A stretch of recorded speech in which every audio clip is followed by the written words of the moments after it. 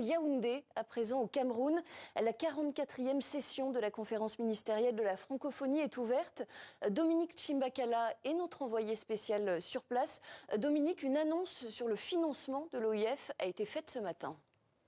C'était la principale annonce de la journée. 4 pays d'Afrique subsaharienne vont apporter une contribution volontaire au budget de l'OIF. Il s'agit du Sénégal, du Rwanda, du Togo et de la Côte d'Ivoire, dont je vous propose d'écouter la ministre de la Culture et de la Francophonie, Françoise Remarque. Cet engagement s'est matérialisé avec cette contribution volontaire qui a été du fait du chef de l'État, son Excellence M. Alassane Ouattara, pour accompagner toutes les actions, la transformation de l'OIF, pour encourager la secrétaire générale de l'OIF.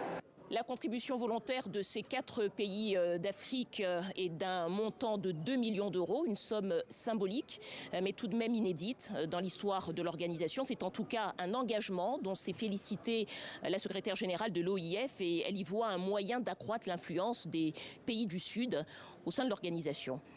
L'autre temps fort de cette journée, c'était la prise de parole du ministre tunisien des Affaires étrangères au sujet du Proche-Orient.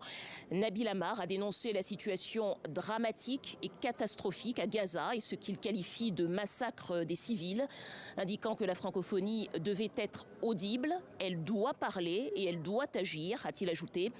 Sur cette question, Louise Mouchiki-Wabo a rappelé que les 2 pays concernés ne sont pas membres de la francophonie, mais, je cite, « la vie humaine est sacrée et la francophonie a une pensée pour toutes les victimes innocentes de cette région ».